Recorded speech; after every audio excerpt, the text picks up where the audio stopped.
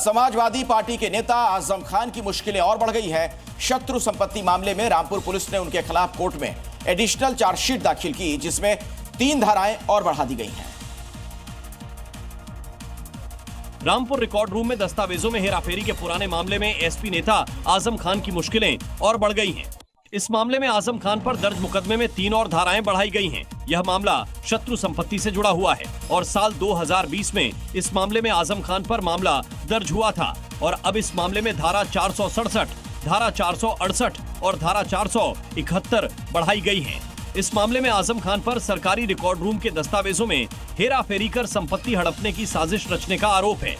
पहले इस मामले में पुलिस ने आजम खान और उनके बेटे अब्दुल्ला आजम को क्लीन चिट दे दी थी, लेकिन जब यह रिपोर्ट शासन के संज्ञान में आई तो तत्कालीन एसपी के खिलाफ जांच बैठाई गई और मामले की पुनः विवेचना के आदेश दिए गए। फिलहाल आजम खान सीतापुर जेल में बंद हैं और अब उनकी मुश्किलें और बढ़ गई हैं। आज सुबह देश के अलग अलग राज्यों से कौन सी बड़ी खबरें आ रही हैं, अब उस पर नजर डालने का वक्त हो चला है। यूपी के मुजफ्फरनगर में एक फैक्ट्री से गैस रिसाव की घटना ने इलाके में हड़कंप मचा दिया। फैक्ट्री के आसपास आराम कर रहे कावड़ियों और स्थानीय लोगों ने भागकर अपनी जान बचाई। गुस्साए कावड़ियों और स्थानीय लोगों ने फैक्ट्री के बाहर जमकर हंगामा किया। सूचना मिलने पर प्रशासनिक अधिकारी और पुलिस ने मौके पर पहुंचकर लोगों को शांत किया। फिलहाल पुलिस मामले की जांच में जुट गई है। अलवर पुलिस ने एक बड़े ठगी गिरोह का पर्दाफाश किया है, जो लोगों को उनकी रकम को 5 गुना करने का झांसा देकर नकली नोटों से ठगी करता था। गिरफ्तार किए गए ठगों से पुलिस ने लगभग 1 करोड़ रुपए के नकली नोट बरामद किए हैं। ये गिरोह भोले भाले लोगों को अपनी रकम को कुछ ही समय में 5 गुना करने का लालच देता था। जब कोई व्यक्ति उनके झांसे में आ जाता था, वो उसे असली नोटों के बदले नकली नोटों का बंडल थमा देते थे। आगरा में अचानक बंदरों ने ग्रीन गैस की पाइपलाइन तोड़ दी। इस दौरान जोरदार आवाज आई, जिसे सुनकर स्थानीय लोग घर से बाहर भागे। गैस रिसाव के बाद कॉलोनी में दहशत फैल गई, जिससे लोगों में भगदड़ मच गई। सूचना मिलते ही पुलिस और फायर फाइटर्स मौके पर पहुंचे और पाइपलाइन को ठीक किया गया। यूपी के हापुड़ में एसपी ऑफिस में जन सुनवाई के दौरान एक पति अपनी पत्नी से जान बचाने की गुहार लेकर पहुंचा, जहां पीड़ित ने अपनी पत्नी पर आरोप लगाते हुए कहा कि उसकी पत्नी अपने प्रेमी के साथ मिलकर उसे जान से मारना चाहती है, क्योंकि जब पीड़ित पत्नी को प्रेमी के साथ पकड़ा तो दोनों ने उस पर जानलेवा हमला कर दिया। इसके बाद वो किसी तरीके से अपनी जान बचाकर भागा। फिलहाल पुलिस ने मामला दर्ज कर जांच शुरू कर दी है।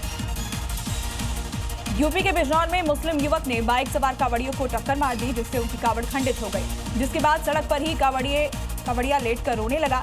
जब पुलिस को इस बात की सूचना मिली तो उन्होंने आरोपी को गिरफ्तार कर लिया।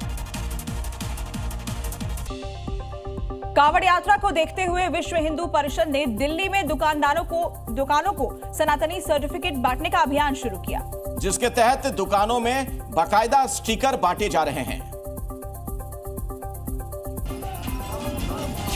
दिल्ली में विश्व हिंदू परिषद ने कांवड़ यात्रा वाले रूट पर खाने पीने की दुकानों पर स्टिकर लगाने की मुहिम शुरू की है। मतलब अगर किसी दुकान पर यह स्टिकर लगा मिल जाए तो वो दुकान सनातनी की दुकान होगी। आखिर इस स्टिकर वाली मुहिम की जरूरत क्यों पड़ी, अब इसे भी समझ लीजिए। कई बार नाम और धर्म छिपाकर दुकान चलाने के मामले सामने आए हैं। मतलब दुकान का नाम हिंदू के नाम पर और दुकान चलाने वाला मुस्लिम। इस स्टिकर की जरूरत इसलिए भी पड़ी क्योंकि कुछ दुकानों पर खाने में थूक मिलाने के मामले सामने आए हैं। कुछ रेस्टोरेंट और ढाबे में वेज खाना मांगने पर नॉनवेज परोसने की घटनाएं हुई हैं। इसीलिए विश्व हिंदू परिषद ने सावन के महीने में दुकानों को सनातनी सर्टिफाइड करने का प्लान बनाया है।